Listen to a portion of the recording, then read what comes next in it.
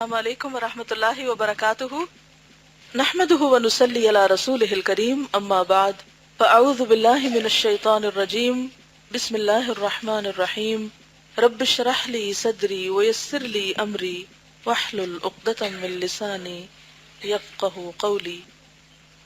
کل کے لیسن میں سے کچھ یاد رہا کہ شیطان نے بھلوا دیا؟ کیا یاد رہا؟ کون بتائے گا؟ کسی نے کسی بات پر عمل کیا ہو، غصہ ختم نہیں کرنا، چینلائز کرنا ہے، تو کوئی غصہ آیا، کیا غصہ تھا اور اس کو کیسے چینلائز کیا؟ کتنا مزہ آتا نا جب کوئی بہت غصے میں بول رہا اور آپ آگے سے ٹھنڈے ٹھنڈے جواب دیں، پھر اتنی خوشی ملتی ہے اس کے بعد، چاہے کوئی آپ کو کتنا بھی ہرٹ کرے، لیکن آپ کا جو رویہ ہوتا ہے جواباً، اس کی جزا کے طور پر اللہ تعالیٰ آپ کو ٹھنڈک عطا کرتا ہے۔ بعض اوقات رونا آتا ہے، لیکن اس رونے میں بھی پھر کیا ہوتا ہے، انسان اللہ کے اور قریب ہو جاتا ہے۔ ایسے سارے جھٹکے انسان کو غیر اللہ سے بے نیاز کر کے اللہ کے قریب کرتے ہیں۔ چلیے کوئی اور کچھ بتائے گا کل کے لیسن میں سے؟ ذکر کثرت سے کیا، الحمدللہ۔ کون سا ذکر؟ سبحان اللہ و بحمدہ، سبحان اللہ العظیم۔ کل تو جمعہ تھا، ہاں، درود شریف، جمعہ کے دن درود شریف کی کثرت کیا کریں، ٹھیک ہے؟ یہ کہتی ہے کہ کل ہم نے ایک بات پڑھی تھی کہ تواضع پیدا کرنے کے لیے وہ کام کریں جو نفس پہ بھاری ہوں، اور جن کاموں کو کرنے کا دل نہ مانتا ہو، یعنی انسان اپنی شان کے خلاف سمجھے۔ ایک تو اتنے کچھ کام ہمارے بس میں نہیں ہوتے، مشکل ہوتے ہیں۔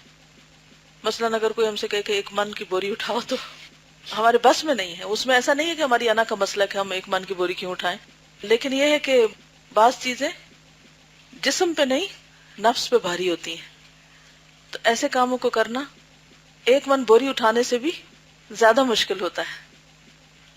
تو ایسی صورت میں انہوں نے کیا کیا کہ کل یہ مسجد گئی اور وہاں پر انہوں نے دیکھا کہ جوتوں کا باکس رکھا ہوا، لیکن لوگ جوتے اس میں نہیں رکھ رہے، بلکہ کیا کر رہے ہیں، ادھر ادھر پھینک رہے ہیں۔ تو انہوں نے پہلا سٹیپ اٹھایا اور سب کے جوتے اٹھا کے، جس سے انہیں بہت چڑھا، کسی کے جوتے کو ہاتھ لگائیں، اٹھا کے اس باکس میں رکھے۔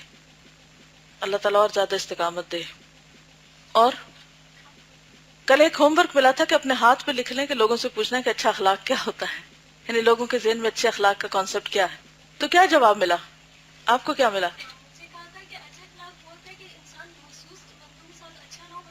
اچھا اخلاق وہ ہے کہ انسان صرف چند مخصوص اپنے لوگوں کے ساتھ ہی اچھا نہ ہو، بلکہ ہر ایک کے ساتھ اچھا ہو، ہر ایک کے ساتھ، بڑے کے ساتھ بھی، چھوٹے کے ساتھ بھی، اپنے کے ساتھ بھی، اجنبی کے ساتھ بھی، کوئی بھی ہو۔ اچھا آپ کو کیا جواب ملا؟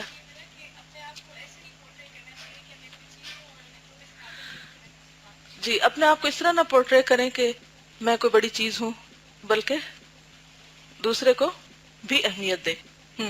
آپ پیچھے سے بتائیے۔ اوکے، دوسروں کے بارے میں اچھا سوچنا، ان کی مدد کرنا، اور جی آپ بتائیے۔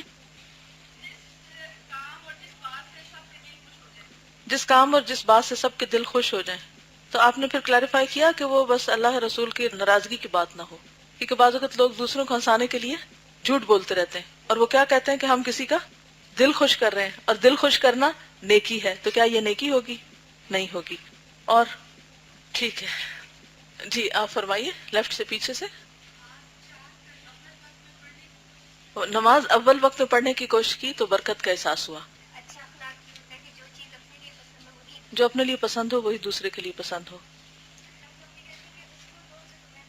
اس کو دو جو تمہیں نہ دے۔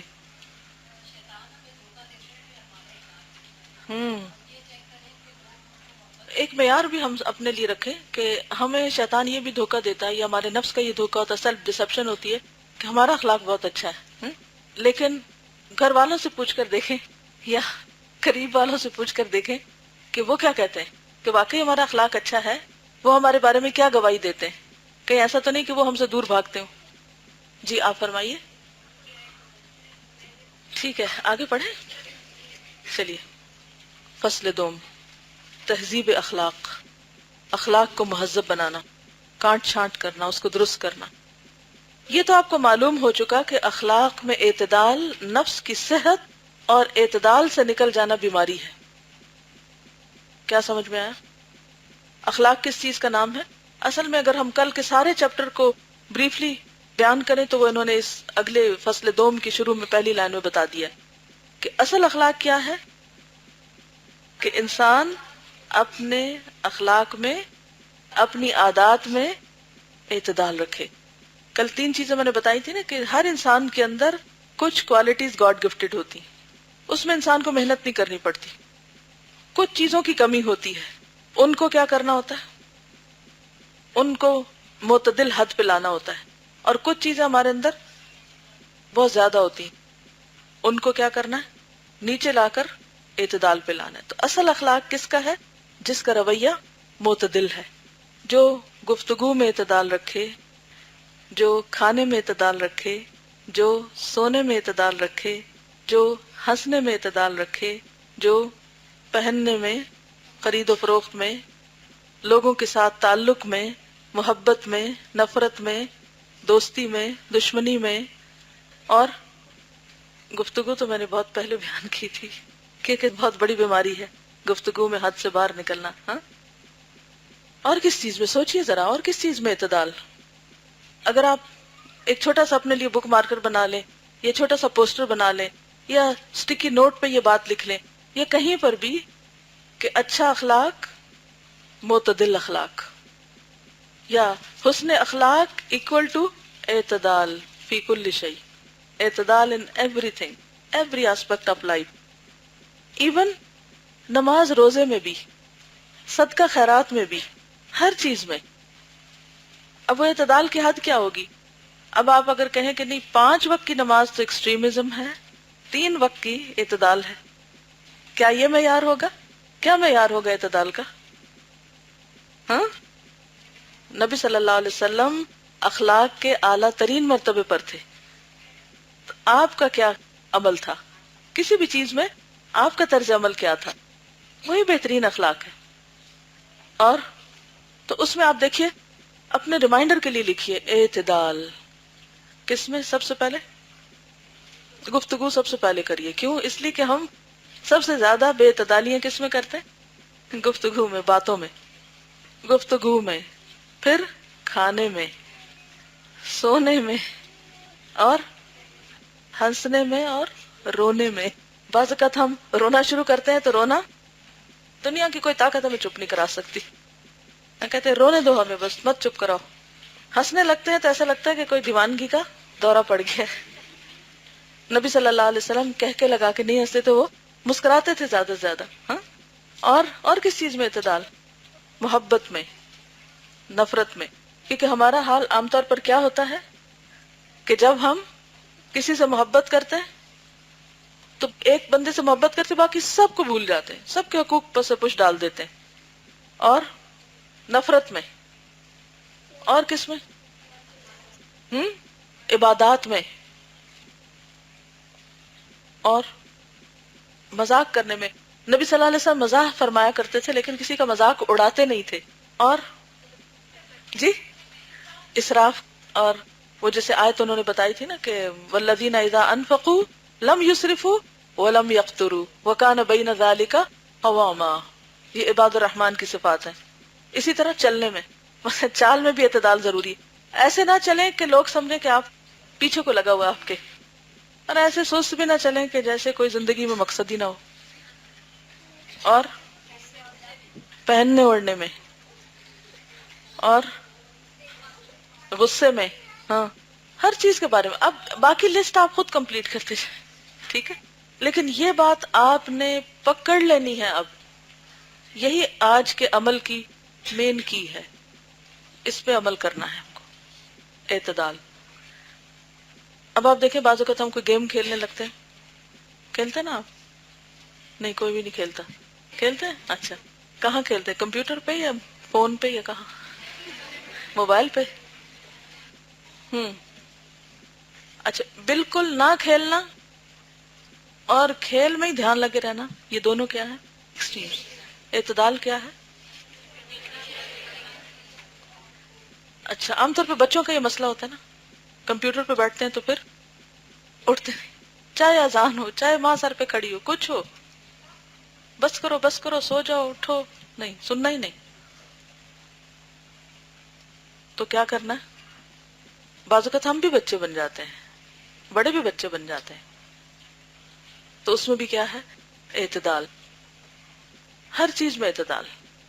تو یہ کہتے ہیں یہ تو آپ کو معلوم ہو چکا کہ اخلاق میں اعتدال نفس کی صحت اور اعتدال سے نکل جانا بیماری.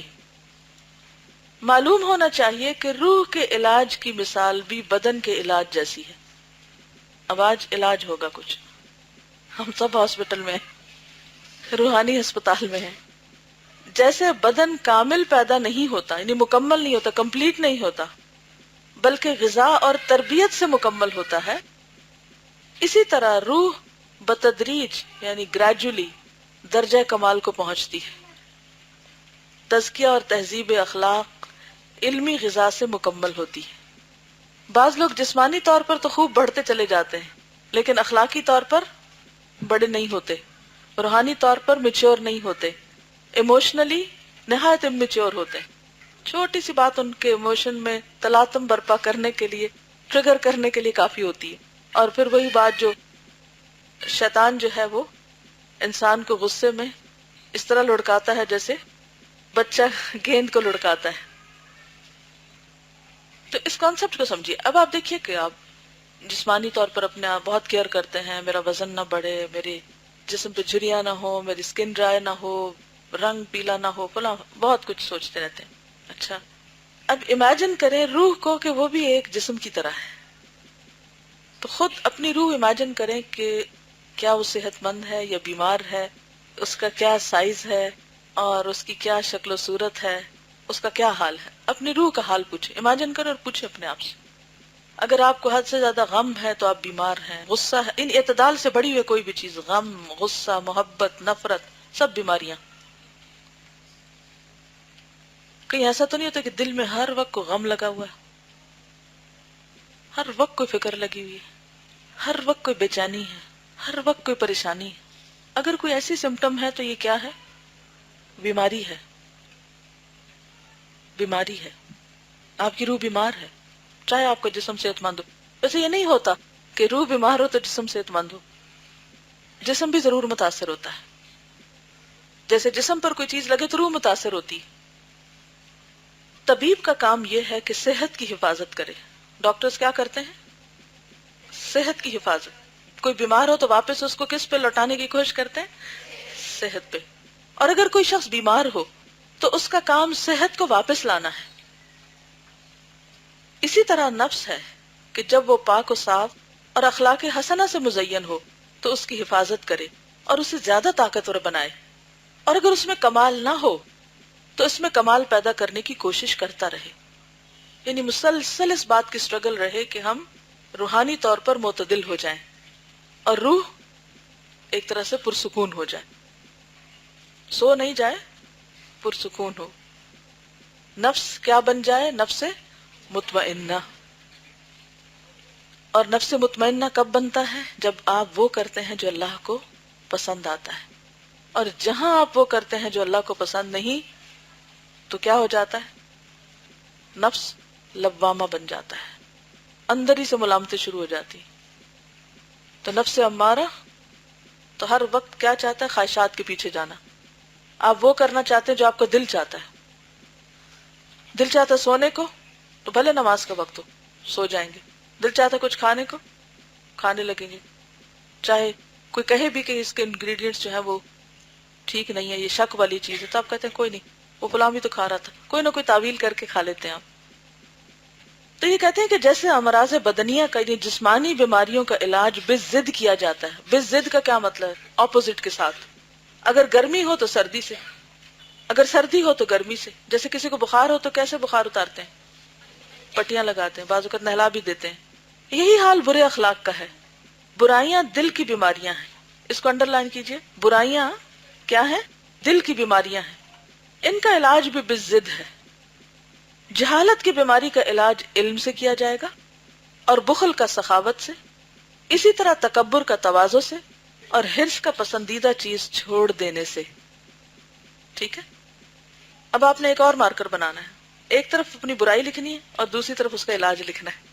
جو جو ہمارے اندر خامی ہے نا وہ لکھنا ہے اور پھر اس کا علاج اپوزٹ لکھنا ہے. جب آپ دیکھیں کہ آپ پر ایک بیماری نے حملہ کیا. اچھا ویسے عام طور پہ آپ دیکھیے جب ہم جسمانی طور پہ بیمار ہوتے ہیں تو ہم ہائے ہائے مچا دیتے ہیں. میرے سر میں درد ہے, 10 لوگوں کو بتائیں گے میرے سر میں درد ہے, میرے سر میں درد ہے, میرے سر میں درد ہے, اتنا اشتہار دیں گے سب کو بور کر دیں گے. ہاں؟ ہائے میری ٹانگ میں درد ہے, ہاں مجھے یہ ہو گیا, ہاں مجھے وہ ہو گیا. اکثر لوگ بیٹھے بیماریوں کی کہانیاں سنا رہے ہوتے ہیں, بالکل یہ نہیں سوچتے کہ دوسرے پہ کیا گزر رہی. لیکن ہم میں سے کتنے لوگ اپنی روحانی بیماریوں کی کہانی سناتے ہیں. مجھ میں جھوٹ کی عادت ہے, مجھے غیبت کی عادت ہے, میں لوگوں میں لڑائیاں بھی کراتی ہوں, میں ایسا بھی کرتی ہوں, میں ویسا بھی کرتی ہوں. کبھی کیا ہم نے ایسے؟ روح کی بیماریاں, دل کی بیماریاں چھپا چھپا کے رکھتے ہیں, بتاتے ہی نہیں, ذکر ہی نہیں کرتے.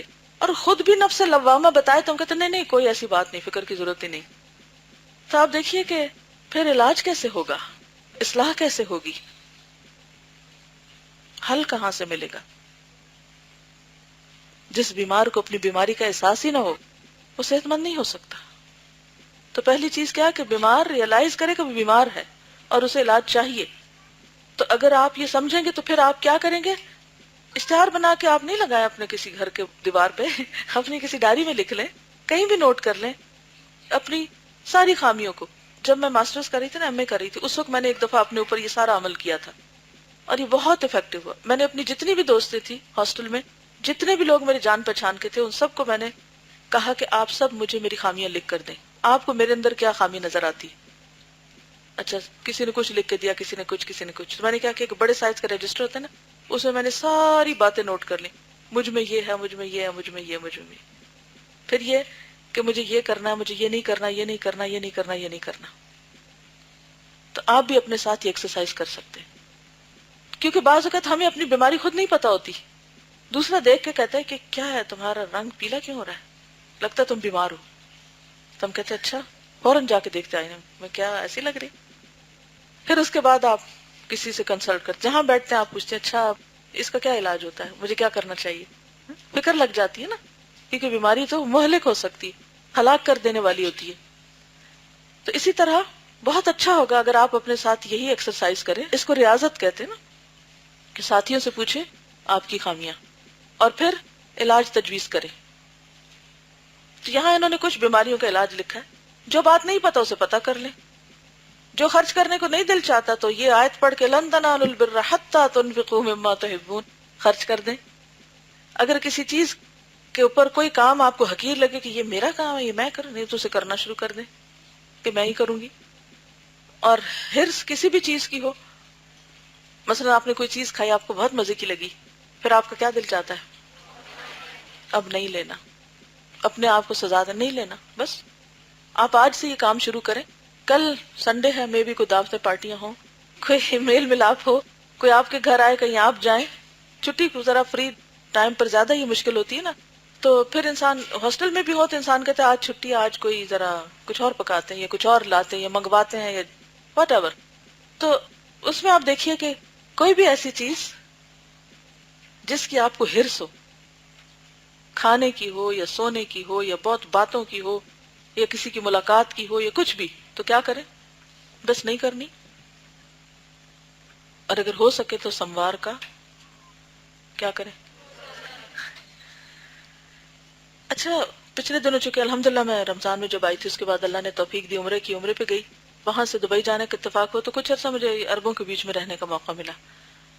تو رمضان میں تو خیر روز افطاریاں ہوتی ہیں, لیکن رمضان کے بعد بھی سموار کے دن پھر افطاری کا اہتمام, یعنی مسجدوں میں جمعرات کو.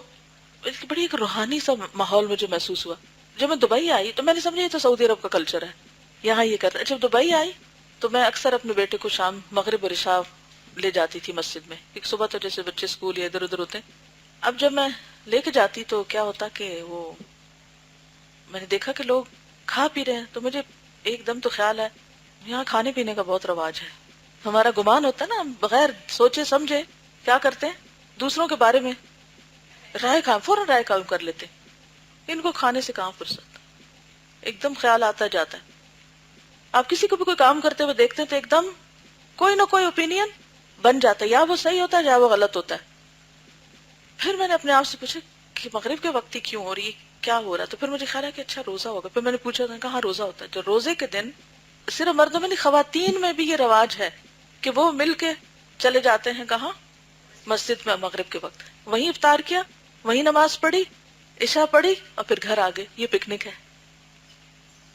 تو بہت ہی اچھا مجھے لگا. پھر اس کے بعد مجھے خیال آیا کہ یہ شاید شوال ہے تو اس لیے ہو رہا ہے. یہ بھی ہوتا ہے نا کہ آپ تھوڑی سی اور سوچ لیتے ہیں یہ شوال ہے نا, یہ 6 روزے رکھ رہے ہیں سارے.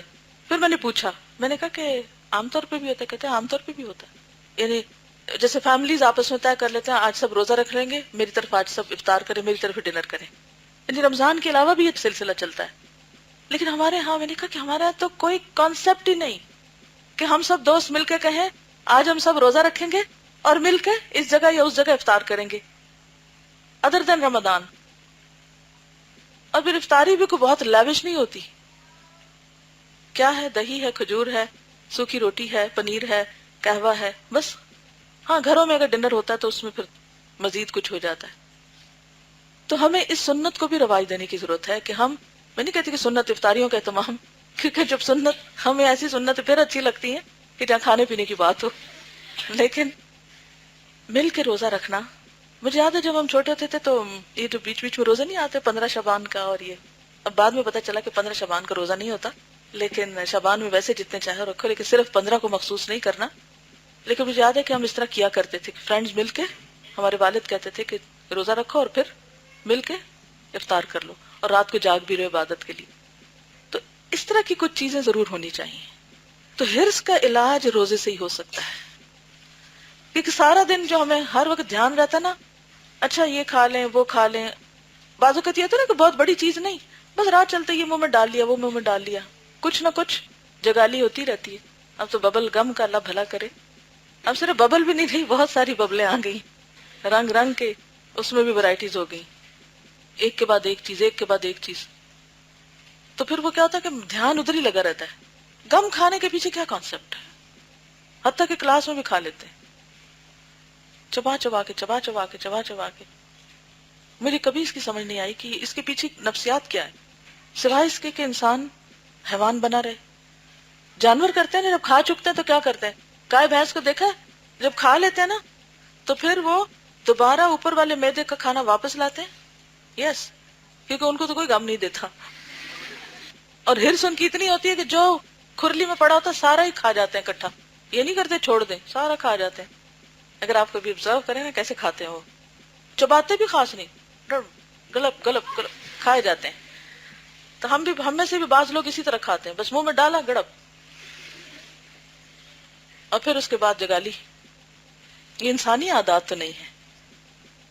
تو اس میں کیا ہے کہ اگر ہمیں کھانے کی حرص ہے اور بیکار کھانے کو سارا دن ہمارا بس دل چاہتا رہتا ہے اور کچھ نہ کچھ منہ میں ڈالے رکھتے ہیں, تو اس کا واحد علاج روزہ ہے. آپ دیکھیں گے سب چیزیں چھٹ جاتی. اور اب تو الحمدللہ سردیوں کے روزے آ رہے ہیں, اور پھر اس میں یہ بھی ہے کہ اگر آپ کے کچھ چھٹے ہوئے روزے ہیں, خواتین کا یہ مسئلہ تو زندگی بھر چلتا ہے. جوان ہے تو پیریڈز کی وجہ سے, شادی ہے تو بچوں کی وجہ سے, کچھ نہ کچھ روزے کسی ہر ایک کے اوپر.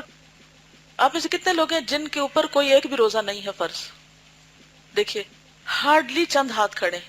اس کا مطلب ہے کہ سب کے کچھ نہ کچھ قضا روزے رہتے ہیں نا, اور وہ فرض ہے نا, اور زندگی کا کچھ پتا ہے ہمیں.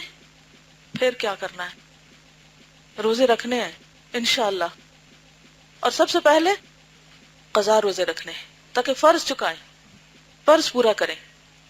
اس کے بعد نفلی روزے رکھ کے پھر ریاضتیں ہوں گی. تو انشاءاللہ آپ دیکھیں گے کہ روزہ بہترین حل ہے, بہترین علاج ہے. کس کا؟ حرص کا, کھانے کی لالچ کا, اور بہت سی بری عادتوں سے چھٹکارا پانے کا. اور جب آپ جوان ہیں تو ابھی ابھی رکھ لیں, اس کو بالکل ڈیلے نہ کریں کہ کل کریں گے. اس میں سستی نہیں ہونی چاہیے, ورنہ اور زیادہ مشکل ہوتی چلی جاتی. چلیے اب آنکھیں کھول لیجئے, آگے چلتے ہیں.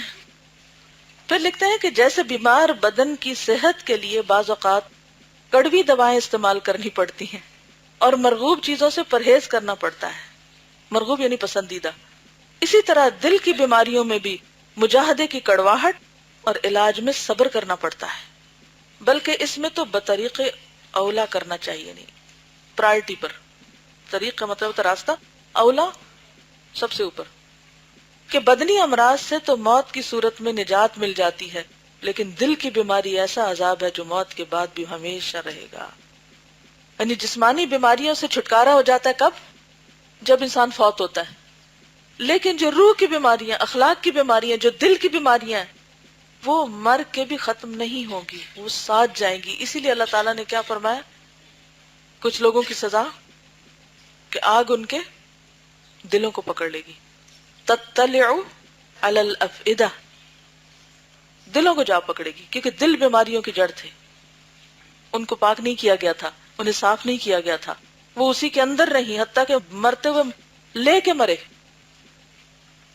تو کس قدر ضروری ہے کہ ہم ہمیشہ کی مصیبت سے بچنے کے لیے اپنے نفس کی بیماریوں کا علاج کرنے کی فکر کریں۔ مرشد کو چاہیے، یعنی جو انسٹرکشنز دے رہا ہے، جو ہدایات دے رہا ہے، کہ مریدوں کے روحانی امراض کا علاج ایک ہی خاص فن کی ریاضت سے نہ کرے۔ ایک چیز سب کے لیے نہیں ٹھیک ہوتی، یا ایک ہی طریقے سے نہیں۔ اس سلسلے میں سب سے پہلی بات بیماریوں کی پہچان ہے کہ کون کس بیماری کا شکار ہے، کیونکہ ہر مریض کا علاج ایک جیسا نہیں ہوتا۔ اب آپ دیکھیں کہ 10 لوگوں کو اگر سر درد ہو تو وہ خود جب اپنا علاج کرتے ہیں تو ہر ایک پیناڈول یا پیراسیٹامول وغیرہ لے لیتے ہیں، لیکن ڈاکٹر کے پاس جائیں تو کیا وہ 10 لوگوں کو پیناڈول دے گا؟ وہ ڈاکٹر ہی کیا جو سب کو ایک ہی علاج کر دے، اسے تو کچھ سمجھ ہی نہیں۔ پھر وہ دیکھتا ہے کہ درد کس وجہ سے ہے۔ کوئی بھی آرڈنری پین کلر تو وقتی علاج ہوتا ہے، وہ دیکھتا ہے کہ کیوں درد ہے، نظر کمزور ہے یا معدہ خراب ہے یا کوئی اور مسئلہ ہے، پھر اس کے مطابق علاج تجویز کرتا ہے۔ تو بالکل اسی طرح مرشد یا استاد یا شیخ یا جو اصلاح کرنے والا ہے، اس کا کام کیا ہے کہ پہلے بیماری کو پہچانے۔ جب وہ کسی کو امور شریعت سے جاہل دیکھے، کون؟ مرشد کسی کو امور شریعت سے جاہل دیکھے تو اسے علم سکھائے، کسی کو متکبر پائے تو اسے ایسے اعمال بتائے جن سے تواضع پیدا ہو۔ اگر کوئی بڑا غسیل ہو، کیا مطلب؟ تو اسے حلم اور برداشت کی تعلیم دے۔ اپنے نفس کا علاج کرنے والے کو سب سے زیادہ قوت عزم کی ضرورت ہے۔ بعض اوقات آپ کو کوئی مرشد نہیں ملے گا، کوئی پیر نہیں ملے گا، کوئی شیخ نہیں ملے گا۔ اصل میں اب میں یہ لفظ بول رہی ہوں تو کہیں گے وہ تو پیر فقیر مانتی ہیں۔ یہ لفظ خراب نہیں ہے، ان کو بدنام کر دیا گیا ہے۔ بنیادی طور پر یہ سارے جو لوگ ہوتے تھے، مربی اور معلم اور مؤدب اور اردو میں پیر، یہ سب کیا کام کرتے تھے؟ لوگوں کی اصلاح، امر بالمعروف اور نہی عن المنکر، ان کی تعلیم کا۔ لیکن بعد میں وہ اصل کام تو ختم ہو گیا، صرف نام باقی رہ گیا۔ جیسے ہر چیز میں کیا باقی رہ گیا؟ نام باقی رہ گیا، کام کچھ نہیں۔ لیکن اب بھی سب لوگ ایسے نہیں ہوتے۔ لیکن بعض اوقات آپ کو کوئی ایسا شخص نہیں ملتا، اب خاص طور پہ خواتین، اب آپ کسی مرد کے پاس تو نہیں جائیں گی علاج کرانے کہ مجھے روحانی مرض ہے، آپ میرا علاج کر دیجیے۔ تو یہ انتظار تھوڑی کرتے رہیں گے ہم کہ کوئی نازل ہو فرشتہ تو پھر ہم علاج کرائیں اس کے پاس جا کر۔ کیا کرنا ہوگا؟ اگر آپ کسی ایسے آئی لینڈ میں ہیں جہاں کوئی ڈاکٹر نہیں ہے تو پھر کیا کریں گے؟ اپنا علاج خود کریں گے۔ یہ کہہ کے چھوڑ تھوڑی دیں گے، مثلا آپ کو سر درد ہو رہی ہے، پیٹ میں درد ہوتی ہے، میں کوئی ڈاکٹر تھوڑی ہوں کہ میں کوئی کچھ کروں، کہتے ہیں اپنے آپ کو۔ اگر مثلا کوئی خدا نخواستہ چھری سے کٹ لگ گیا ہاتھ پر، خون بہ رہا ہے، تو آپ لیے پھریں آپ کو، میں کوئی ڈاکٹر ہوں کہ میں پٹی لگاؤں؟ کیا کریں گے؟ فوراً لگائیں گے نا، یا نہیں؟ یا دھوئیں گے یا کسی کو بتائیں گے، کیونکہ وہ خون بہتا نظر آ رہا ہے۔ لیکن اسی طرح روح پہ جب چرکے لگے ہوئے ہوتے ہیں تو ہم کبھی بھی کسی سے بات نہیں کرتے، نہ ڈھونڈتے ہیں کسی کو، اور نہ کوئی طریقہ اختیار کرتے ہیں، اور بعضوں کو ڈھونڈتے بھی تو کوئی ملتا نہیں۔ پھر کیا کرتے ہیں؟ اپنا علاج خود۔ تو جب کسی کو اپنا علاج خود کرنا ہو تو اس کو کس چیز کی ضرورت ہوتی ہے؟ قوت عزم کی، پکے ارادے کی کہ میں نے کرنا ہے۔ آپ ارادہ کیجئے، سب سے پہلے سوچئے میرے اندر کوئی برائی ہے؟ کچھ سر تو ہلے ہیں، یس، سب نہیں ہلے، ہاں ایسے یس ہمارے اندر ہے بہت سی خامیاں۔ اگر ہمیں نظر نہیں آتی تو آس پاس والوں سے پوچھ لیں، اور اگر ہیں تو پھر علاج چاہیے۔ ڈاکٹر نہیں ملتا تو خود کچھ کرنا ہے۔ کیوں کرنا ہے؟ کیونکہ روح کی بیماریاں، دل کی بیماریاں مر کے بھی ختم نہیں ہوتی، ان کی تکلیف اور سزا جاری رہتی، اس لیے کرنا ہی کرنا ہے۔ تو پھر کیا کرنا ہے؟ پکا ارادہ، پکی نیت. اگر وہ متردد ہوگا یعنی ہچکچا رہا ہوگا، ڈاواں ڈول ہوگا، تو اس کی کامیابی بہت مشکل ہے. جب وہ اپنے ارادے کی کمزوری معلوم کر لے تو اسے سختی سے روکے. کس سے روکے؟ سختی سے روکے. کس کو؟ اور اگر اس کی عزیمت میں کمزوری دیکھے تو اسے سزا دے تاکہ دوبارہ ایسا نہ کرے. جیسا کہ ایک آدمی نے اپنے نفس سے کہا تو غیر ضروری باتیں کرتا ہے، میں تجھے 1 سال کے روزوں کی سزا دوں گا. کہ کہہ سکتا ہے اپنے آپ کو؟ اگر ہم اس نسخے پہ عمل کریں تو معاشرہ پرسکون ہو جائے، اتنا وقت بچے کہ ہم بہت سے کام کر سکیں. آپ کو پتا ہم بہت سے کام کیوں نہیں کر پاتے؟ کیونکہ ہم بولتے بہت ہیں، ہماری باتیں ختم نہیں ہوتی. زبان رکے گی تو پھر ہاتھ چلیں گے نا، کچھ اور کریں گے. تو ہم سب کو اپنا علاج خود کرنا ہے، کسی مسیحا کے انتظار میں نہیں رہنا اور اپنے آپ کو خود سزا دینی. اور دنیا کا سب سے مشکل کام خود کو سزا دینا ہے، کیونکہ سب سے زیادہ نرمی ہم خود سے برتتے ہیں. کتنی بار ایسا ہوا ہو کہ آپ نے نماز دیر سے پڑھی ہو یا نہ پڑھی ہو اور آپ اپنے آپ کو کوئی سزا دیں، حالانکہ عصر کی نماز جیسے اگر وہ قضا ہو جائے تو کتنا بڑا نقصان ہے، کوئی بتائے گا؟ عصر کی نماز اگر کسی کی جاتی رہے تو اتنا بڑا نقصان ہے جیسے کسی کے گھر اور گھر والے سب تباہ ہو گئے، سب ختم ہو گئے. اب آپ دیکھیں آج کل آپ حادثوں کی اطلاعات پڑھتے ہیں کہ فلاں جگہ بم پھٹا، فلاں جگہ ایسا ہوا، کیسے کیسے پھر سوگ ہوتے ہیں اور کیسے کیسے دکھ اور تکلیفیں ہوتی ہیں. لیکن ہزاروں کیا لاکھوں لوگوں کی عصر کی نماز جاتی ہے مارکیٹس میں اور جگہوں پر. کبھی کہیں خبر آئی کہ اتنے لوگوں نے اپنا اتنا بڑا نقصان کر لیا؟ کوئی بھی نہیں، احساس ہی نہیں، کیونکہ نظر نہیں آتا نا. اور اگر ہم اللہ رسول کی بات کو سچا سمجھیں تو ہماری ایک تو نمازیں ضائع اور اگر ہوں تو ہماری تکلیف کی شدت سے برا حال ہو جائے کہ کیا کیا ہم نے، یہ کیوں ہوا مجھ سے، اور لازماً اپنے آپ کو سزا دے. وہ کچھ بھی ہو سکتی، وہ اپنی کسی پسندیدہ چیز سے اپنے آپ کو روکنا بھی ہو سکتا ہے، ایک وقت کا کھانا چھوڑنا بھی ہو سکتا ہے، وہ صدقہ خیرات بھی ہو سکتا ہے، وہ اپنے آپ کو کسی کام کے لیے، ایکسٹرا کام کے لیے تھکانا بھی ہو سکتا ہے. لیکن کچھ تو کرے. اور اگر ہم خود ہی کہیں گے تو کیا ہوا، کئی لوگ تو ساری نمازیں نہیں پڑھتے، اگر یہ کہہ دیں گے تو پھر کیا ہوگا؟ پھر تو اس کی شدت کا احساس ہی نہیں رہے گا. امراض دل کی علامات اور اپنے نفس کے عیب.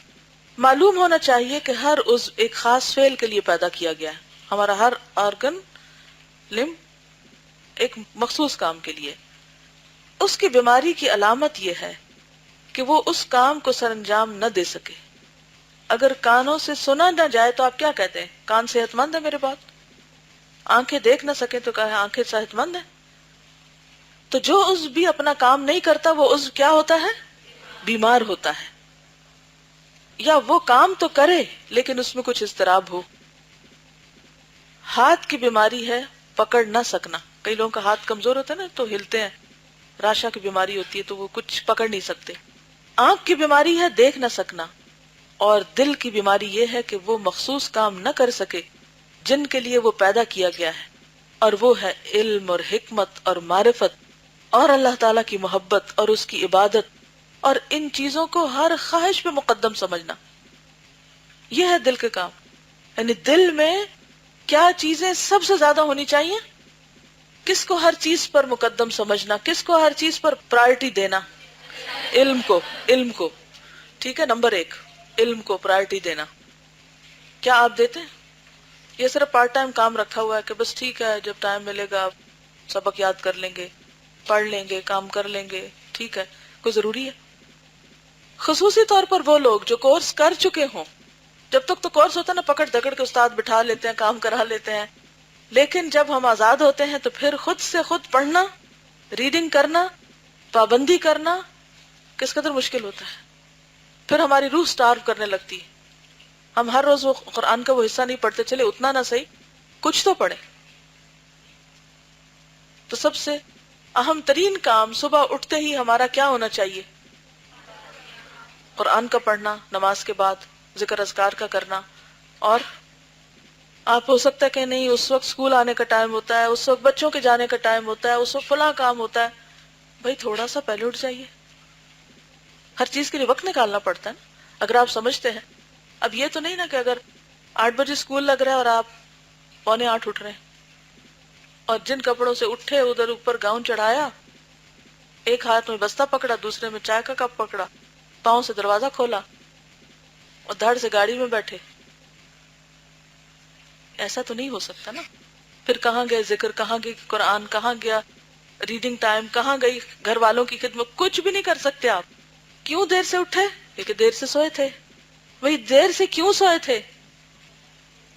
باتیں کر رہے تھے فرینڈ سے، ٹی وی دیکھ رہے تھے، کمپیوٹر پہ بیٹھے ہوئے تھے. کہیں کوئی بھی سبب ہو سکتا ہے. اپنے آپ سے خود پوچھیں کہ وہ وجہ جس کی خاطر میں لیٹ ہوئی ہوں صبح اپنی نماز سے اور عبادات سے، کیا وہ ویلڈ ریزن ہے؟ کیا وہ جائز ریزن ہے جس کی وجہ سے میں نے سونے میں تاخیر کی اور پھر اٹھنے میں تاخیر کی؟ کیونکہ کچھ لوگوں کا ایسا ہو سکتا ہے کہ رات کی جاب ہے یا کوئی ایسا پڑھنے لکھنے کا سلسلہ ہے کہ وہ دن کو نہیں کر سکتے کیونکہ رات کو ہی وہ یکسوئی ملتی ہے، تو اس کی وجہ سے کبھی کبھار آگے پیچھے ہو گئی بات، وہ ایک الگ چیز ہے. لیکن روٹین میں صرف بیٹھے رہنا، اچھا اب پھر یہ کہ کھانا لیٹ کھانا، پھر سونے کی تیاری لیٹ کر، پھر اس وقت اور چیزیں یاد آ جانا، پھر اچھا پہلے میں یہ کر لوں، پھر وہ نہیں، سب کچھ کٹ ڈاؤن کر کے جب سونے کا ٹائم ہے تو سونے ہی کی طرف قدم بڑھائیں. آپ صبح جلدی اٹھ سکتے ہی نہیں، قرآن پڑھ سکتے ہی نہیں جب تک آپ کو یہ عادت نہ پڑے کہ آپ رات کو وقت پہ سوئیں، کیونکہ جسم کو ضرورت ہے. جو بھی آپ کے نیند کے گھنٹے، 5 گھنٹے، 6 گھنٹے، 7 گھنٹے، وٹ ایور، آپ اپنا حساب خود رکھیں کہ مجھے کتنے بجے سونا تاکہ میں اتنی نیند پوری کر کے پھر اتنے بجے لازمی اٹھ جاؤں. اگر ایک دن آپ اٹھے ہیں اور صرف نماز پڑھ سکے اور قرآن نہیں پڑھ سکے تو آپ پھر 10 منٹ پہلے اٹھے، 15 منٹ پہلے اٹھے. تو صبح کا اسکول آنے سے پہلے اپنا مارجن رکھیں کہ اتنی دیر پہلے مجھے اٹھنا ہے. کوئی بھی آپ کام کرتے، جاب کرتے ہیں، کچھ کرتے ہیں، اپنا حساب خود رکھیں. کیونکہ صرف ناشتہ کرنا یہاں ہم نہیں، صرف سونا یہاں ہم نہیں. صحت کے لیے، روحانی صحت کے لیے علم، اور دوسری چیز حکمت اور معرفت، پہچان، دنیا کی پہچان، اپنی ذات کی پہچان، اللہ کی پہچان. معرفت کیا ہوتی ہے؟ پہچان. کس چیز کی؟ کس چیز کی پہچان؟ کسی بھی چیز کی پہچان، اچھے برے کی پہچان، اپنی عادتوں کی، اپنی خامیوں کی، اپنی خوبیوں، اپنی صلاحیتوں کی. یہ بے حد ضروری. اور معرفت کے انوار کس پہ اترتے ہیں؟ وہ نور کس کے سینے پہ اترتا ہے؟ جو دل صاف ہوتا ہے بیماریوں سے. اور اللہ تعالیٰ کی محبت. صبح سویرے سب سے پہلے اٹھ کے سوچے پہلا خیال کس کا آیا مجھے؟ جس کا خیال سب سے پہلے آئے گا نا، آپ کو اسی سے سب سے زیادہ محبت ہے. اور اپنے آپ کو چیک کر لیجئے، اگر اللہ کے سوا کسی اور کا خیال سب سے پہلے آتا ہے، دل بیمار ہے. چاہے وہ آپ کے بچے ہیں، چاہے آپ کا شوہر ہے، چاہے آپ کے دوست ہیں، چاہے آپ کے کھانا پینا ہے، چاہے کچھ بھی. اٹھتے ہی پہلا خیال کس کا ہونا چاہیے؟ اللہ کا. تب پتہ چلے گا کہ اللہ کی محبت ہر چیز پہ غالب ہے. رات کو سوتے ہوئے آخری خیال کس کا ہونا چاہیے؟ کس کے بارے میں سوچتے ہوئے سونا چاہیے؟ کس سے باتیں کرتے ہوئے سونا چاہیے؟ اللہ سے. اور اگر اللہ کی بات تو بہت دور اور ہی بت چھائے ہوئے ہیں تو دل بیمار ہے، اس کی صحت ضروری ہے. اور پھر اس کی عبادت. اگر صبح سویرے اٹھتے ہی نماز سے پہلے آپ اور کام شروع کر دیتے ہیں، قرآن سے پہلے اور چیزیں کرنے لگتے ہیں، تو کیا ہے؟ دل بیمار ہے. قرآن سے پہلے آپ کمپیوٹر کھول کے بیٹھ جائیں، قرآن سے پہلے ٹی وی آن کر کے بیٹھ جائیں، نفس بیمار ہے، علاج کی ضرورت ہے. تو کتنے لوگ ہیں جو یہ سب کچھ کرتے ہیں، وہ قرآن پڑھتے ہوئے بھی یہ سب کچھ کر رہے ہیں، قرآن پڑھاتے ہوئے بھی یہ سب کچھ کر رہے ہیں، دل بیمار ہے، اصلاح کی ضرورت ہے. کون کرے گا اصلاح؟ کون چیک کرے گا ہمیں؟ ہم تو اتنے بڑے ہو گئے، ہے مجال کسی کی جو ہمیں چیک کرے، ہمیں نصیحت کرے؟ ہم سب کچھ جانتے ہیں، ہم تو بڑے عالم ہیں. نہیں، دل بیمار ہے. اور اگر اس بیماری کے ساتھ مر گئے تو مشکل پڑے گی. پھر لکھتے ہیں کہ ان چیزوں کو، علم، حکمت، معرفت، اللہ کی محبت اور اس کی عبادت کو ہر خواہش میں مقدم سمجھنا. ان چیزوں کی خاطر باقی چیزوں کو قربان کرنا، چاہے وہ کھانے کی حرص ہے، چاہے مال کی محبت ہے، چاہے بہت سونے کی عادت ہے، کچھ بھی، تو اس پر کس کو کرنا؟ نہیں، مجھے عبادت کرنی ہے، میں اتنا نہیں سو سکتی، تو یہ آپ کو خود ہی اپنا علاج کرنا ہوگا۔ اگر انسان ہر چیز کو جان لے اور اللہ تعالیٰ کو نہ جانے تو گویا اس نے کچھ بھی نہ جانا، کچھ بھی نہ جانا، جاہل ہے وہ۔ معرفت کی پہچان محبت ہے، جو اللہ کو پہچانے گا وہ اس سے محبت رکھے گا، اور محبت کی علامت یہ ہے کہ اپنی تمام محبوب چیزوں کو اس پر قربان کر دے، ہر محبوب چیز کو اس پر قربان کر دے۔ لن تنالوا البر حتى تنفقوا مما تحبون، صرف مال نہیں، ہر چیز۔ تو جو آدمی کسی محبوب چیز کو اللہ پر ترجیح دے اس کا دل بیمار ہے، جیسا کہ وہ معدہ یعنی اسٹمک جو روٹی کھانے پر مٹی کھانے کو ترجیح دیتا ہے۔ لوگوں نے اللہ کی قدر ہی نہیں کی، انہوں نے اور چیزوں کی قدر کی، لہٰذا انہی کی محبت میں گرفتار ہو گئے اور اللہ کی محبت کو بھول گئے۔ کیا ضروری ہے؟ ہم سب اپنے ڈائگنوسس خود کریں۔ اور دل کی بیماری اتنی مخفی ہوتی ہے، چھپی ہوئی ہوتی ہے، کہ کبھی بیمار کو بھی اپنی بیماری کا پتہ نہیں چلتا، اسی لیے اس سے غافل رہتا ہے، اور اگر جان بھی لے تو کڑوی دوا پر صبر کرنا بڑا مشکل ہو جاتا ہے، کیونکہ اس کی دوا خواہش کی مخالفت ہے۔ اچھا، آپ نے دیکھا ہوگا بعض لوگوں کے دانت میں درد ہوتی، کتنی شدید درد ہوتی، دیکھو بالکل ہاسپٹل نہیں جاتے۔ کیوں نہیں جاتے؟ کیوں نہیں جاتے ہاسپٹل؟ کہ کہیں ڈاکٹر دانت نہ نکال دے، اوزار کے خوف سے، کہ ٹیکا لگائیں گے وہ دانت کے اندر، یا اللہ کیا ہوگا، یہی درد کافی ہے، وہ درد نہیں دیکھ سکتے۔ حالانکہ وہ درد کتنی دیر کی ہے، ایک انجیکشن لگانے کی درد کتنی دیر کی ہے، سیکنڈز، لیکن اس کو گوارا نہیں کرتے، اور جو درد ہے اسے لیے پھرتے، اور صرف وہ ایک دانت نہیں خراب ہوتا، اس کے ساتھ رائٹ لیفٹ سب خراب ہوتے، اوپر نیچے بھی ہونے لگتے ہیں بعض اوقات۔ تو اسی طرح بہت سے لوگوں کو پتہ ہوتا ہے کہ میرے اندر یہ بیماری ہے، لیکن علاج کڑوا ہے تو نہیں، چھوڑ دیتے، اور پھر وہ بیماری وہی تھوڑی رہتی ہے۔ دل کی بیماریاں دل تک ہی رہتی ہیں، دل کی بیماریاں تو پورے جسم کو اپنے لپیٹ میں لیتی ہیں، یا نہیں؟ کیا کہا میں نے؟ یہ میں صرف آپ کی توجہ موضوع تک کرنے کے لیے کر رہی ہوں، کیونکہ یہاں بیٹھ کے آپ کسی اور چیز کے بارے میں نہ سوچیں، اور کسی چیز کو اس وقت اہمیت نہ دیں سوائے اس کے کہ جو کہا جا رہا ہے، ورنہ یہاں کا چکر لگا کے بھی ویسے لوٹ جائیں گے، فائدہ کچھ نہیں، کیونکہ اس کی دوا خواہش کی مخالفت ہے۔ نفس کی دوا کیا ہے؟ خواہش کی مخالفت، اور اگر اس پر صبر کر بھی لے تو کوئی ایسا حاذق طبیب نہیں ملتا جو اس کا علاج کر سکے۔ طبیب تو علماء ہیں، اور بیماری ان پر بھی غالب آ چکی ہے۔ مشکل یہ ہے کہ علاج کرنے والے خود بیمار ہیں۔ اگر آپ کسی ڈاکٹر کے پاس جائیں اور وہ چھینکے مار رہا ہو، آپ ڈینٹسٹ کے پاس جائیں اور اپنا دانت پکڑ کے بیٹھا ہو، تو علاج کرائیں گے؟ باہر نکل آئیں گے، یہ کیسا ڈاکٹر ہے؟ تو علماء کیا کریں گے آپ کا علاج جو خود مصیبت کا شکار ہے؟ یہی وجہ ہے کہ یہ بیماری لا علاج ہو چکی، یہ علم مٹ چکا ہے، اور دلوں کی طب اور دل کی بیماریاں غیر معروف ہو چکی ہیں۔ لوگ ایسے اعمال میں مشغول ہیں جن کا ظاہر عبادت اور باطن عادت ہے، اور یہی اصل مرض ہے۔ ظاہر کیا ہے؟ عبادت، اور باطن کیا ہے؟ عادت۔ وہ عادت میں کام کیے چلے جا رہے ہیں، روٹینی۔ بیماری سے بچے رہنا اور علاج کے بعد صحت کی طرف لوٹنا اس طرح سے ہے کہ اپنی بیماری کو دیکھے۔ مثلاً اس کی بیماری اگر بخل ہے تو اس کا علاج مال خرچ کرنا ہے، لیکن اسراف نہ کرے کہ فضول خرچی کی حد تک پہنچ جائے، تو یہ ایک دوسری بیماری ہے۔ وہ کہتے ہیں نا، آسمان سے گرا کھجور میں اٹکا۔ اس کی مثال ایسی ہے کہ کوئی آدمی ٹھنڈک کا علاج اتنی غالب حرارت سے کرے کہ جسم میں حرارت غالب آ جائے۔ مثلا اگر آپ کا ہاتھ بہت ٹھنڈے ہو رہے ہیں اور آپ جا کے ابلتے پانی کی ٹیپ کھول کے اس کے نیچے رکھ دیں، تو کیا ہوگا؟ ہاتھ گرم ہوں گے کہ جل جائیں گے؟ جل جائیں گے۔ یہ نہیں کرنا، یہ بھی ایک بیماری ہوگی۔ کیا ہوگا؟ اگر ہاتھ ٹھنڈے ہو کر انگلیاں نیلی ہو رہی تھی تو اب ہاتھوں پہ چھالے انگلیوں کو بھی بیمار کر دیں گے۔ مطلوب کیا ہے؟ اعتدال۔ اعتدال معلوم کرنا چاہو تو اپنے نفس کو دیکھو۔ اگر مال کا روک رکھنا اور جمع کرنا تمہارے نزدیک زیادہ لذت بخش ہو مستحق پر خرچ کرنے کے مقابلے میں، تو جان لینا چاہیے کہ بخل کی صفت غالب. اب مال خرچ کرنے سے اپنے نفس کا علاج کرو.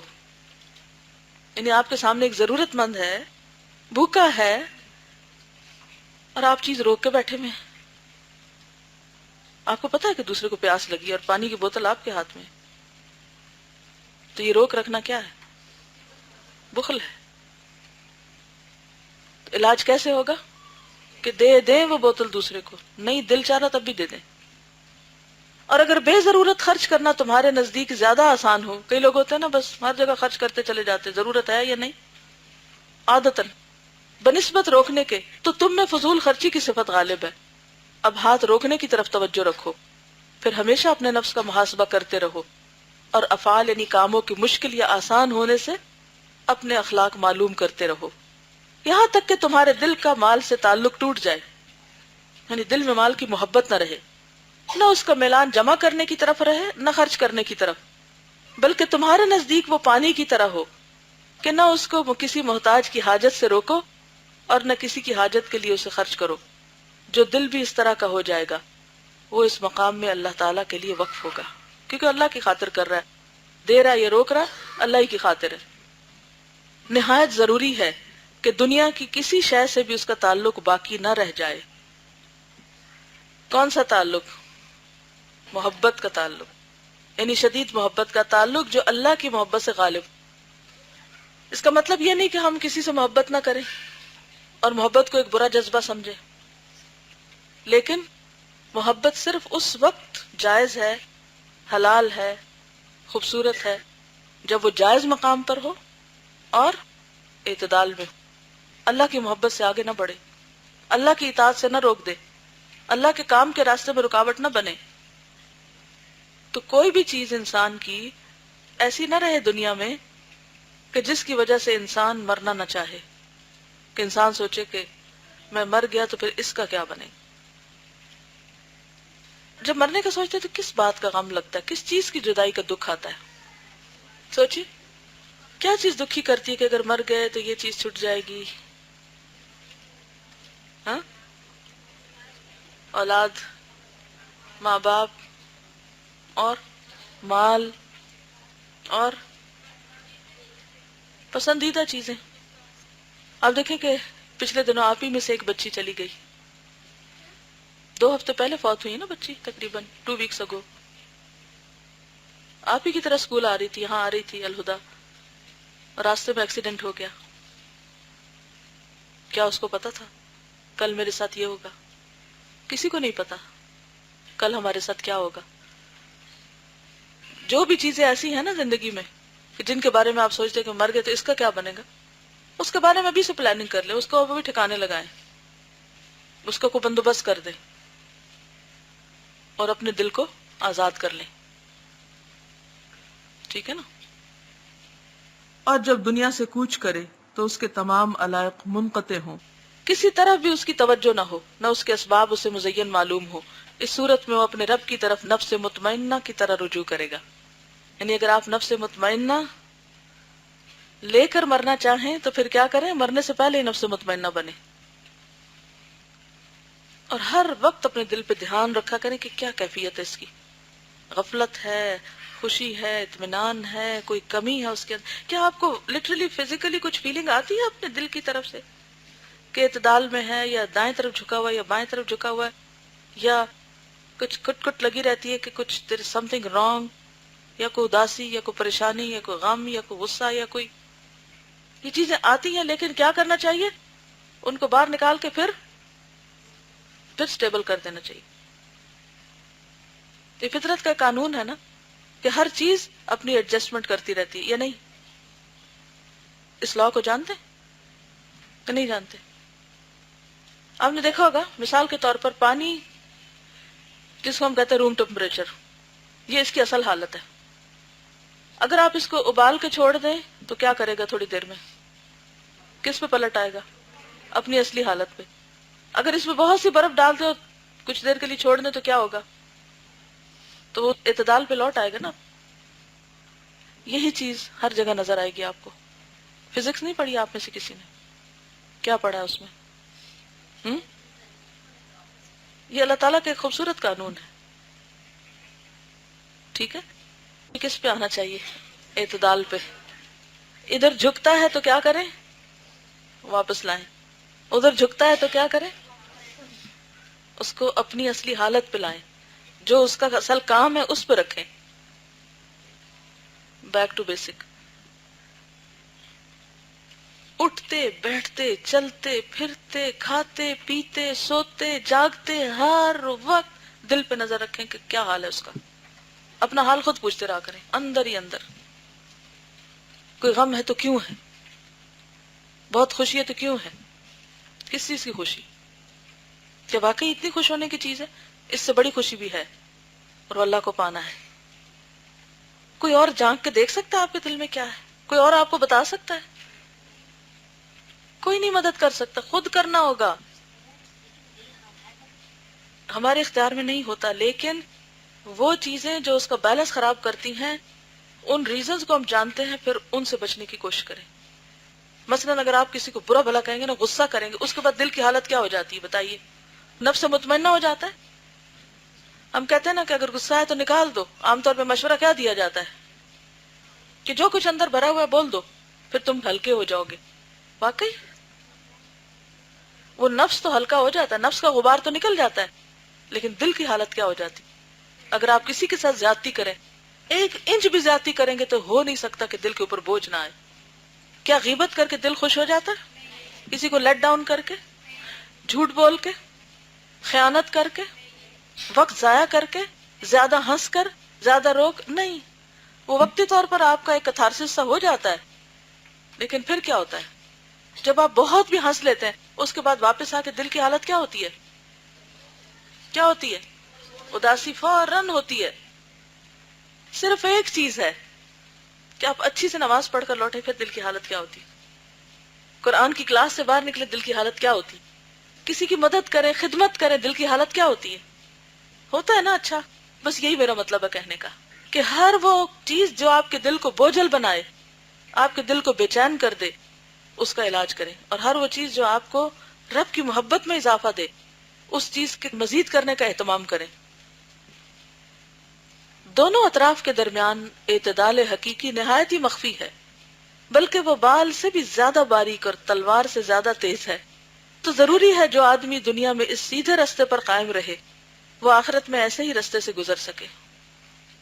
اب دیکھیں کہ یہ دل کی جو حالت کی خرابی ہے نا، اکثر لوگ شکایت بھی کرتے ہیں، دل مردہ سا ہے، دل بیزار ہے، دل لگ نہیں رہا ہے. ہوتا ہے نا ایسے اکثر. پھر کیا کرنا چاہیے؟ کوئی نہ کوئی اچھا کام شروع کر دے، کسی کی خدمت شروع کر دے، قرآن پڑھنا شروع کر دے، ذکر کرنا شروع کر دے. تو آپ دیکھیں گے کہ وہ ایسے لگے گا جیسے دل کی مردہ زمین پر بارش پڑنے لگی. تو ضروری ہے کہ جو آدمی دنیا میں اس سیدھے رستے پر قائم رہے، وہ آخرت میں ایسے ہی رستے سے گزر سکے. اور چونکہ اس پر استقامت بہت ہی مشکل ہے، لہذا بندے کو حکم ہے کہ وہ ہر روز کئی مرتبہ دعا کرے، اہدنا الصراط المستقیم. ایک وقت تھا کہ میں اس پہ بہت سوچتی تھی کہ یا رب، ہر نماز کی ہر رکعت میں کیوں اہدنا الصراط المستقیم؟ یہ دعا کیوں؟ آپ دیکھیں نا کہ اور بھی تو دعائیں ہیں، لیکن یہی دعا کیوں؟ اہدنا الصراط المستقیم. یہی صراط مستقیم وہ معتدل راستہ ہے دین کا کہ جس پر ہمیں قائم رہنا ہے اور بار بار اس کی دعا کرنی. جو استقامت کی طاقت نہ رکھے وہ استقامت کے قرب کے لیے کوشش کرے، کیونکہ نجات عمل صالح سے ہے اور اچھے اعمال اچھے اخلاق ہی سے صادر ہوتے ہیں. ہر آدمی کو چاہیے کہ اپنی صفات اور اخلاق کی نگرانی کرے اور یہ کہ بعد دیگرے ان کے علاج میں مشغول ہو جائے. اپنی عادات اور اخلاق کی نگرانی کرے. مثال کے طور پر آپ اگر بہت ہنس رہے ہیں تو فوراً رک کے اپنے آپ کو پوچھے کیا کر رہے ہیں، کیوں کر رہی ہوں میں، وائے. تو پیچھے کھینچے اپنی باگیں. اگر آپ منہ بنا کے بیٹھے ہوئے بول ہی نہیں رہے تو پوچھے، جھنجھوڑے اپنے آپ، میں کیوں اس طرح بہیو کر رہی ہوں. کیونکہ آپ دیکھیں کسی مجلس میں، کسی بھی مجلس کا تصور کریں آپ، ایک شخص کا بہت زیادہ بولنا بادر کرتا ہے نا، بار بار دوسروں کو انٹرپٹ کرنا. ایک شخص کا بالکل چپ گمسم بیٹھے رہنا بادر کرتا ہے یا نہیں؟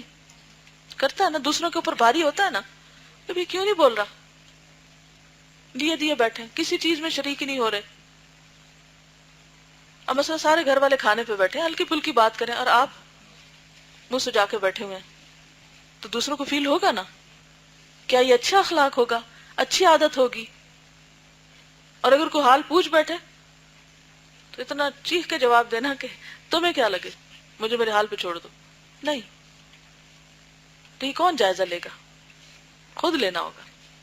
پھر آپ دیکھیں کہ اس وقت دل نہیں کر رہا تھا بولنے کے، نہیں میرا نہیں دل کر رہا بولنے، بس مجھے کچھ نہ کہو، میں نہیں بول سکتا، ٹھیک ہے کبھی کبھار تو بہت ہی موڈ خراب ہوتا ہے، لیکن ہر وقت موڈ کا شکار، ہر وقت ہی آپ، کبھی آپ کا موڈ وہ آسمان پہ، کبھی آپ زمین کی کھائیوں میں گرے ہوئے، بھی بیچ میں رہیں، انسان بن کریں، بھلے مانس رہیں، کہ دوسروں کے اوپر مصیبت نہ بنے رہیں۔ کبھی تو خوشی میں آپے سے باہر ہو جانا، اور کبھی غصے میں آپے سے باہر ہو جانا، اور کبھی غم میں آپے سے باہر ہو جانا، تو ہر وقت آپے سے ہی باہر آپ رہے تو آپ تو شدید بیمار ہیں۔ تو آپ کو کون آپ کی باگیں کھینچے گا؟ آپ کو خود ہی کھینچنی ہے، اس نفس کے گھوڑے کو خود کنٹرول میں کرنا ہے۔ تو اپنے آپ کو جائزہ لینا ہو نا اپنے اخلاق کا، تو یہ دیکھا کریں ہم کیا امپیکٹ امپریشن ڈال رہے ہیں اپنے ساتھ والوں پر، کیا ان کے لیے ہم ہلکے ہیں یا بوجھل ہیں؟ اور اگر نہیں پتہ چلتا تو پوچھ لیں ساتھیوں سے، خوب بتا دیں گے آپ کو، اگر آپ سن سکتے ہوں۔ ہر آدمی کو چاہیے کہ اپنی صفات اور اخلاق کی نگرانی کرے، ہمیں اپنی نگرانی خود کرنی ہے، اور یکے بعد دیگرے ان کے علاج میں مشغول ہو جائے۔ اہل عزم کو اس معاملے کی کڑواہٹ پر صبر کرنا چاہیے کہ وہ بہت جلد میٹھا ہو جائے گا، جیسا کہ بچے کو بعد میں دودھ چھوڑنا اچھا معلوم ہوتا ہے، حالانکہ ابتدا میں وہ دودھ نہیں چھوڑنا چاہتا اور شروع میں پینا نہیں چاہتا۔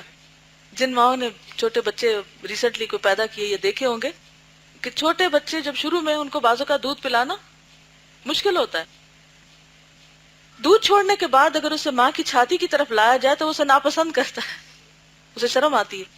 جس آدمی کو معلوم ہو جائے کہ آخرت کی زندگی کے مقابل دنیا کی عمر بہت تھوڑی ہے تو وہ ہمیشہ کی نعمت کے لیے چند دنوں کے سفر کی مشقت برداشت کر لیتا ہے۔ صبح کے وقت لوگ رات کے کیے ہوئے سفر کی تعریف کرتے ہیں کہ پتہ ہی نہیں چلا سفر کا، راتوں رات جلدی کٹ گیا، دن کو آتے اتنے گھنٹے لگتے۔ اکثر کہتے ہیں نا ہو نہیں سکتا کوئی ایسا کرے اور پھر نہ بولے۔ معلوم ہونا چاہیے کہ اللہ تعالیٰ جب اپنے کسی بندے کا بھلا کرنا چاہتا ہے تو اس کو اس کے نفس کے عیوب دکھاتا ہے۔ یہ اللہ کا بہت بڑا احسان ہوتا ہے ہم پر کہ ہمیں دکھا دیتا کہ ہم کہاں کہاں غلط ہیں۔ پھر جس کی بصیرت کامل ہو اس پر اپنے عیوب مخفی نہیں رہتے، اور جب وہ عیوب کو پہچان لے گا تو علاج کی بھی توقع ہوگی، لیکن اکثر لوگ اپنے عیوب سے ناواقف ہیں۔ ان کو اپنے بھائی کی آنکھ کا تنکا تو نظر آتا ہے، اپنی آنکھ کا شتیر نظر نہیں آتا۔ جو آدمی اپنے نفس کے عیوب معلوم کرنا چاہے اس کے لیے 4 طریقے ہیں۔ اوکے، آپ چاہتے ہیں اپنی غلطیاں معلوم کرنا، تو ان میں سے پھر طریقے اختیار کریں۔ نمبر 1، پہلا طریقہ یہ ہے کہ کسی کامل شیخ کے سامنے بیٹھے جو اس کو نفس کے عیوب اور ان کے طریقہ علاج سے مطلع کرے۔ ایسے لوگوں کا اس زمانے میں وجود نایاب ہے۔ اگر امام ابن الجوزی کے زمانے میں نایاب تھا تو اب تو ناپید ہے۔ اگر کسی کو ایسا آدمی مل جائے تو اسے طبیب حاذق مل گیا، کسی حال میں بھی اس سے الگ نہ ہو، اور یہ بہت بڑی خوش قسمتی۔ آپ دیکھیے کہ میں سمجھتی ہوں کہ میں اس لحاظ سے بہت خوش قسمت ہوں کہ مجھے اپنے والد میں یہ بہت کچھ ملا، جو چھوٹی چھوٹی باتیں بتاتے تھے اور میں چھوٹی چھوٹی دل کی حالتیں ان سے شیئر کرتی تھی۔ اب مجھے ایسے ہو رہا ہے، اب مجھے ویسے ہو رہا ہے، اب یہ ہو رہا ہے، اب ایسا کیوں ہوتا ہے، ویسا کیوں ہوتا ہے، بے شمار سوال۔ وہ کھانا کھا رہے ہوتے تھے اور ہم پاس بیٹھ کے کچھ نہ کچھ بولے جاتے۔ لیکن کتنے بچے ایسے ہیں کہ جن کے ماں باپ بہت سمجھدار بھی ہوں تو وہ ان کے پاس جا کے بیٹھے۔ کتنا بڑا شیطان کا حربہ ہے کہ جنریشن گیپ کے نام سے بڑوں کی حکمت سے بچے محروم ہو گئے، پاس بیٹھتے ہی نہیں۔ نانی دادی سے تو مائیں بیزار کر دیتی، وہ ان سے بدگمان کر دیتی، ان کے خلاف کچھ نہ کچھ کہہ کے۔ تو بچوں کو ٹھیک ہے وہ کامل شیخ تو کہیں نہیں ہے، لیکن چلو جیسا بھی کوئی مل جائے، کوئی بھی انسان ایسا کہ جو حکمت کی باتیں کرے، جو اچھی بات کرے، اس کے پاس بیٹھنے پر حریص ہونا چاہیے۔ لیکن اکثر ایسے ہوتا ہے کہ کوئی عالم ہو، کوئی اسکالر ہو، کوئی ہو، تو لوگ اپنی باتوں میں مشغول رہتے ہیں، اپنے ہنسی مذاق میں، اپنے قصے کہانیوں میں، لیکن اس سے کوئی استفادہ نہیں کرتے، صحیح طور پر صحیح سوال نہیں کرتے۔ تو یہ بے حد ضروری ہوتا ہے کہ انسان جتنا بھی شیخ کامل نہ بھی ملے تو جتنا بھی، اور خصوصی طور پہ اپنے والدین کی قدر کریں، ان سے چھوٹی چھوٹی باتیں کریں، ان سے شیئر کریں، انہیں اپنا دشمن نہ سمجھیں۔ اگر وہ ناراض ہے تو انہیں منانے کی کوشش کریں۔ دوسرا طریقہ یہ ہے کہ کسی دیندار صاحب بصیرت راست باز کو اپنا دوست بنائے اور اسے اپنے نفس پر نگران مقرر کرے تاکہ وہ اس کو اس کے برے اخلاق اور افعال پر متنبہ کرتا رہے۔ امیر المؤمنین عمر بن خطاب رضی اللہ عنہ کہا کرتے تھے، اللہ اس آدمی پر رحم فرمائے جو ہمارے عیوب ہم کو بتائے، کیونکہ دوستوں میں فرینکنس ہوتی ہے نا، تو ایک دوسرے کو ہم کھلی کھلی باتیں بھی کر سکتے ہیں۔ بیان کیا جاتا ہے ایک دن حضرت سلمان رضی اللہ تعالیٰ عنہ، یہ سلمان فارسی ہیں، حضرت عمر رضی اللہ تعالیٰ عنہ کے پاس آئے تو آپ نے ان سے اپنے عیوب کے متعلق سوال کیا۔ انہوں نے کہا، میں نے سنا ہے کہ آپ کے دسترخوان پر دو دو کھانے ہوتے ہیں اور آپ نے دو جوڑے کپڑے بنوا رکھے ہیں، ایک جوڑا رات کو پہنتے ہیں ایک دن کو۔ یہ سن کر حضرت عمر نے فرمایا، ان کے علاوہ بھی کوئی چیز سنی ہے؟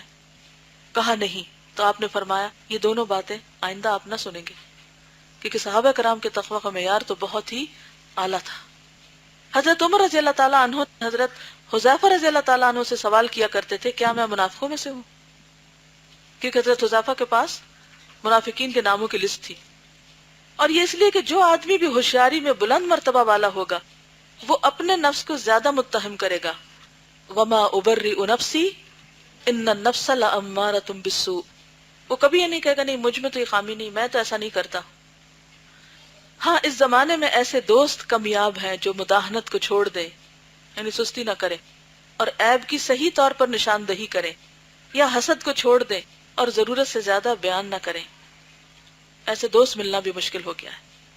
سلف صالحین ایسے آدمیوں کو پسند کرتے تھے جو ان کے عیوب ان کو بتائیں، لیکن اس زمانے میں ان آدمیوں کو بہت ناپسند کیا جاتا ہے جو ہمیں ہمارے عیوب سے مطلع کریں، ہم ان سے دوستی بھی چھوڑ دیتے ہیں۔ سب سوچیں، کیا آپ کی کوئی ایسی دوست ہے جو آپ کو آپ کی غلطی بتائے اور آپ اس کی شکر گزار ہوں؟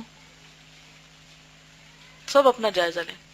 ماں ہمیں ہماری غلطی بتائے تو ہم ماں سے ناراض ہو جاتے ہیں، بہن بتائے تو بہن سے ناراض ہو جاتے ہیں۔ جو کوئی ہمیں ہماری غلطی بتائے ہم اس سے کیا کرتے ہیں؟ ڈسٹنس کر لیتے ہیں، اس کے تو قریب نہیں پٹکنا، یہ تو ہماری بےزتی کر دے گا۔ برے اخلاق بچھوؤں کی طرح ہیں۔ برے اخلاق کیا ہیں؟ بچھو۔ اگر کوئی آدمی ہمیں مطلع کرے کہ ہمارے کپڑے کے نیچے بچھو ہے تو ہمیں اس کا ممنون ہونا چاہیے اور بچھو کو مارنے کی طرف توجہ کرنی چاہیے۔ اور یہ تو ظاہر ہے کہ برے اخلاق بچھو سے زیادہ نقصان دہ، بچھو تو جان لیتا نا، اور برے اخلاق آخرت کی مصیبت۔ تیسرا طریقہ یہ ہے کہ اپنے دشمنوں کی زبان سے اپنے عیوب معلوم کرے۔ اگر دوست نہیں تو دشمن تو نہیں چپ بیٹھتے، وہ تو کچھ نہ کچھ بولتے ہی رہتے ہیں۔ یعنی کچھ لوگوں کے ساتھ درمیان رائیولری ہوتی ہے نا، یا ایک دوسرے سے چڑھتے ہیں یا ایک دوسرے سے خار رکھتے ہیں، تو پھر دیکھیں وہ کیا کہتے ہیں آپ کے بارے میں، کیونکہ دشمن کی آنکھ برائیاں ہی دیکھتی ہے، اور یوں کینہ ور دشمن سے آدمی اپنے عیوب کی تشخیص میں زیادہ فائدہ اٹھا سکتا ہے بنسبت مداہنت کرنے والے دوست کے جو اس کے عیوب کی پردہ پوشی کرے۔ چوتھا طریقہ یہ ہے کہ لوگوں میں مل جل کر رہے اور ان میں جو ناپسندیدہ باتیں دیکھیں ان سے پرہیز کرے۔ یہ بہت زبردست ٹپ ہے۔ جو بات آپ کو کسی کے اندر اچھی نہ لگے آپ خود اس سے پرہیز فرمائیں، وہ خود نہ کریں۔ سمجھ آئی؟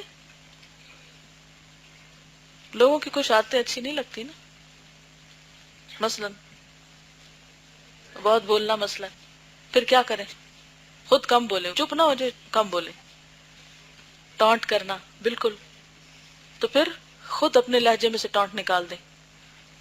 اور کراچی ہاسٹل میں جب میں ہوتی تھی تو ہر ہفتے ایک دن ہم بیٹھتے تھے اور پھر ہم اس طرح کی باتیں کرتے تھے، یعنی لیکچر ویکچر نہیں ہوتا تھا اسے۔ تو میں نے سب سے پوچھنا شروع کیا، اچھا آپ یہ بتائیں آپ کو کون سی بات لوگوں کی اچھی نہیں لگتی؟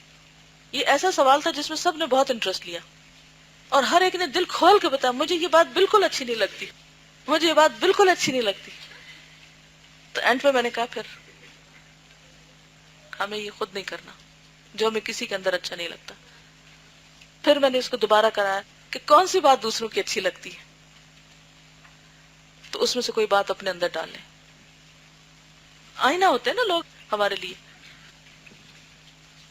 اچھی بری خواہشات ہم بیان کر چکے ہیں کہ نفس کی خواہشات کسی نہ کسی فائدے ہی کے لیے ہیں۔ اگر کھانے کی خواہش نہ ہو تو غذا کا حصول نہ ہو، اگر مجامعت کی خواہش نہ ہو تو نسل منقطع ہو جائے۔ البتہ اس سلسلے میں اچھی اور بری خواہش کا فرق ضرور ہے۔ بری بات ناجائز خواہشات ہیں، کسی خواہش کا حد سے بڑھ جانا بھی ایسا ہی ہے۔ یہاں کچھ لوگ ایسے ہیں جنہوں نے اس اندازے کو نہیں سمجھا، اس لیے وہ نفس کی تمام خواہشات کو دبا دیتے ہیں۔ حالانکہ نفس کے حق کو ساقط کرنا بھی ظلم ہے، یہ بھی اعتدال نہیں کہ انسان کھانا ہی چھوڑ دے۔ نبی صلی اللہ علیہ وسلم کے ارشاد کی بنا پر بھی اس کا حق ہے، وَإِنَّ لِنَفْسِكَ عَلَيْكَ حق، آپ نے فرمایا تیرے نفس کا بھی تجھ پر حق ہے۔ ان میں سے بعض آدمی کہتے ہیں کہ اتنے برس سے میرا نفس یہ خواہش کر رہا ہے اور میں اس کی خواہش پوری نہیں کرتا، یہ غلط ہے، یہ حلال سے انحراف اور رسول اللہ صلی اللہ علیہ وسلم کی سنت کے خلاف ہے، کیونکہ آپ حلوہ اور شہد استعمال کرتے تھے جو آپ کو مرغوب تھے۔ تو کم علم زاہد کی طرف توجہ نہ کرو جس نے مطلق طور پر اپنے نفس کو خواہشات سے محروم کر رکھا ہے، وہ انصاف کی بنسبت ظلم کے زیادہ قریب ہے۔ ہاں، خواہش کو اس وقت چھوڑ دینا چاہیے جب مطلوب شے کا حصول مشکل ہو، مثلا کھانا نہیں تو پھر انسان صرف کھانے کے بلی چیچڑے کے خواب دیکھتی رہتی ہے، ٹھیک نہیں۔ اسی طرح اگر شادی نہیں ہوئی اور ایسی خواہشات انسان کے اندر ہیں تو پھر ان کی طرف سے دھیان ہٹائے اور کچھ اور کرے، کیونکہ حرام طریقے سے تو خواہشات پوری نہیں کرنی، اور یہ کوئی جواز بھی نہیں، کیونکہ ہماری شادی نہیں ہے لہٰذا ہم جو چاہیں کریں، تو اس سے حلال تھوڑی ہو جائے گا کوئی بھی اور حرام کام۔ مثلا مکروہ طریقے سے حاصل ہوتی ہے، مثلا کوئی چیز ہے خواہش پوری تو کر سکتے ہیں مگر طریقہ حلال اور جائز نہیں، یا اس کے پورا کرنے سے عزم ٹوٹتا ہو کہ پھر نفس ہمیشہ اس کی خواہش کرنے لگے، یا عبادت میں غفلت واقع ہوتی ہو کہ آپ کو خاص چیز کھا لیں یا کوئی خاص کام کریں جس کی وجہ سے آپ کی عبادت میں تاخیر ہو جائے، یا عبادت صحیح طور پہ نہ کریں تو پھر اس سے کٹنے کی کوشش کریں۔ اس کے سوا نفس کی تقویت کے لیے خواہش کو پورا کرنا ایسا ہی ہے جیسے مریض کا علاج، نفس سے نرمی کرنے میں کوئی حرج نہیں تاکہ وہ عمل کی طاقت پائے۔ یعنی جب آپ بہت سخت محنت کا کام کر چکے، جیسے ابھی آپ تقریباً 1.5 گھنٹے سے ایک جگہ پہ جم کے بیٹھے ہوئے ہیں کہ پاؤں کا حال برا ہے، کمر تھک گئی ہے، گھٹنے جڑے پڑے ہیں، تو پھر کیا کریں؟ اپنے ساتھ اب نرمی کریں۔ اور بہترین چیز کیا ہے اس وقت کرنے کی؟ چھٹی، بالکل چھٹی، اور واقعی چھٹی، ٹھیک ہے۔ اس میں آپ دیکھیے کہ اب کیا کریں گے، آپ یہاں سے اٹھنے کے بعد پہلا کام اللہ کی طرف رجوع، فوراً نماز، کوئی اسٹیج پہ نہیں آئے گا، ٹھیک ہے؟ سن لیا سب نے؟ کوئی اسٹیج پہ نہیں آئے گا، کہاں جائیں گے؟ نماز، کیونکہ سب سے پہلا حق کس کا ہے؟ اللہ کا۔ اور ٹیسٹ کیا ہے کہ نماز پڑھتے ہیں یا سلام دعا میں لگ جاتے ہیں؟